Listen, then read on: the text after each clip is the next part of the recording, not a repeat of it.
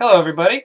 I'm Matt. I'm Chris. We're the NOLAnerds, and we are here for another movie review because 2015 is finally starting to heat up. What are we going to do, Chris? What are we talking about? What about the Kingsman, the Secret Service? I agree. I think that's what we should talk about. Oh. So let's start this video. Let's rock it like a raccoon. You said that twice today, and it's still not funny. I disagree. I think it actually gets exponentially funnier the more I say it. Shockingly, it gets less funny. I think it's really in terms of what side of the equation you're on. Yeah, and if Because you're watching the life drain from your eyes really works. if you're on my side, you pray for the sweet release of death. Oh, I'll give it to you. You big cuddly boo. So the Kingsman, the Secret The Service. Kingsman! Alright, first off, amazing. Yeah. I think we can say that this is the first movie of the year where everyone in our group of friends that has seen it has loved it. Yes, there has not been like anyone going, it's okay. And it makes the fact that I really don't think it'll be a big hit kind of sad. Well, like when we walked out of Jupiter Ascending, there was no pretense that it would be a success. But I really hope Kingsman does well because it was a very entertaining take on the spy genre, I think. It was funny and didn't take itself too seriously, but it wasn't too goofy as to be a comedy spy movie. You know what I mean? Yeah, you know what it is? It is, and this is very appropriate. It's the kick-ass of spy movies. Yes. And you know, it's not Wow, surprising. I never even thought about that. It's not surprising. It's the same guy. It's the same guy. The same guy Matthew who wrote Vaughn. the comic. Yeah.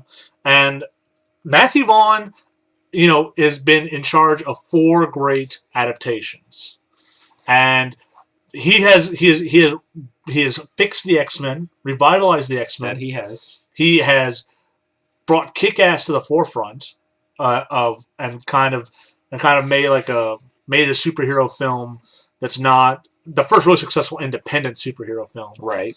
And then What are you talking about? Wanted. And then this, which is a ton of fun, and is basically taking his take on the spy genre. Yeah. And it's a very fun And he one. gets it. Like you know, it's very different from what Mark Millar's original source material was, but he knows enough to get the framework to jump off into a good movie. I didn't even know it was based on a comic. Honestly. I remember seeing the comic and just like, nah. Yeah. All I know is that Colin Firth was great as Galahad. Mm-hmm. And the new guy, who is it? Taron Egerton? Maybe? He was Eggsy. Taron Egerton. I don't know who that is. Oh, why don't you click his name? I'm clicking away. Make it snap. Taron Egerton. What else is he known for? Stuff I've never heard of. Yep. The Smoke. A lot of BBC stuff. I guess that makes sense. He's good. He was good in it, though. He kind of pulled off the kid from the wrong side of the tracks who just wants to do good. He was very charming, I thought. Yeah. You know, it's an all-star cast when you got a British film. You got Mark Strong playing the role of Merlin, the tech guy. I'm actually pleasantly surprised Mark Strong wasn't a villain in this. I thought he was going to be. I thought he was going to be like, because it's Mark Strong, so you're like, all right, I found who's the traitor. Yeah. But you know, then that wasn't even. That was just me thinking. It's like when you automatically assume Sean Bean's going to die in Jupiter Ascending just because who he is. Mm-hmm. I like it when characters aren't typecast. Mm-hmm. It's nice. You have Michael Caine as the head of the Kingsman, because you always have Michael Caine. You have Samuel Jackson as our antagonist, and it was, you know, Mark Hamill as the professor. Mark Hamill in a rare live action role of like a real movie, not like the stuff he's been slumming in. I think what's interesting is that there are 2 movies going on there. On the one hand, there's the spy movie with Colin Firth. Mm-hmm. On the other hand, there's the fish out of water training movie with Eggsy or Taron. Yeah. Also, we have to make mention of Samuel Jackson's ridiculous character of the tech billionaire philanthropist, environmentalist with the crazy lisp that I could. But it was also averse to violence. Yes, that was the really fun quirk of him, is that he will murder anyone that needs murdering in order to achieve world peace, and not world peace, but save the planet. But he will projectile vomit at the mere sight of blood. Mm-hmm. And even though we never get a origin of her, the character of Gazelle, who I assume was saved because of his hot science and prosthetics. She was able to walk again because of him as her valet and bodyguard. We don't learn anything about her, and I'm kind of sad about that. We don't need to. But she is awesome. She's wearing those weird prosthetic wings that like the runners wear, and she really does a lot of innovative martial arts techniques with them. That's very cool. What's the Jamaican one? The dancing, breakdance, martial arts, Copiera or something? Copiera, yeah. That's what she does. It's awesome. So the cast was super strong in this. I felt like the other kids that were training were kind of like put to the wayside. Well, all they were there to just be jerks. Yeah. Well, not everybody. Well, except for Roxy. Yeah. But everyone else there to be jerks. I'm trying to find. Let's see her. Roxy? There it is. Yeah. Sophie Cookson. I don't know what she's from. Nothing you've seen.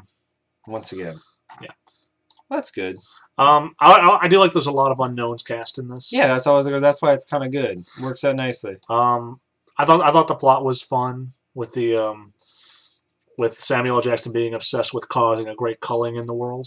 In order to say, and I love his explanation. It's the great like parasite. The humans are a parasite on the planet, and it's nice. Yeah, it's not. It's a crazy Bondian. And I love how meta the movie is about the fact that it's like got a crazy Bond plot and a crazy Bond villain. I love it. They never name drop. They mention everything but name. And I don't know what else to say about it. I mean, I really dug it. Okay, I know what else we can talk about. How amazing the action sequences were done. The fight scenes in this movie were brilliant. This movie is amazingly bloody. And again, when I say Matthew Vaughn gets it, I mean like it looks like a comic book. There's a sequence in a church, a big church fight scene, and it's amazing. It's done in one take, and it looks fresh from a comic. It looks so good. You know what it reminds me of? The Robert Downey Jr. and Sherlock Holmes movies, where the fight scenes would like be fast and frenetic, and then slow down and do a zoom in for like a close shot of the action. That's what it kind of reminded me of. Especially, but what I like more about here is mixing in all the tech gadgets with it. Especially the umbrella. The umbrella was nice. It's very classic, and I like that it was kind of an old school kind of vibe to it. I also like that it was a treatise on how to be a gentleman. Yeah, it was a movie that was really just extolling the benefits and virtues of being a true gentleman. And you know what? I will say this: the movie really wants me to just go ahead and put the money down to get a nice tailored suit. Yeah. Never off the rack, Chris. No. Oxford before brogues. Yes. It's ridiculous. So, Oxford never brogues. Yeah, well, I don't know anything about fashion. That's all I know now. I know. I'm proud you're wearing a shirt. Yeah, well. It's only because I came from work. No, it's really good. But this is a movie that I really knew nothing about going in. I had seen the trailers. I never really paid it much attention. I was like, yeah, it's probably something I'll go see. Matthew Vaughn's name kind of gave it more cachet than I would have given it otherwise. But the trailers did not do it justice. Honestly, if it wasn't for the fact that everyone that had seen it started raving about it, I probably would have put it off for Netflix. But I'm really glad I didn't. Yeah. And that's what I like. You know what? I think so far, and obviously we're very early into 2015, but I believe this is my John Wick of 2015. Like the movie that I knew nothing about going in and then walked out just like boom. Because Jupiter's Setting was beautiful and had great action, but anything outside of the action started like detracting from it. This was just like firing on all cylinders.